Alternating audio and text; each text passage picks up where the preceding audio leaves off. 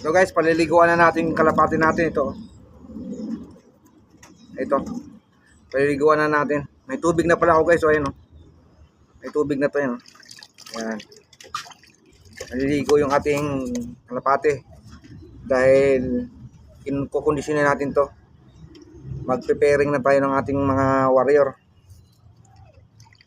Para sa south. Sana hahabol pa siya. Ayan.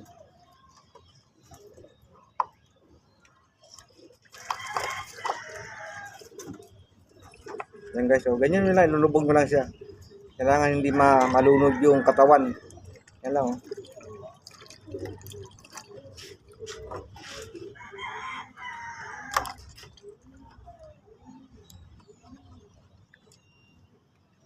Yan, ganyan lang.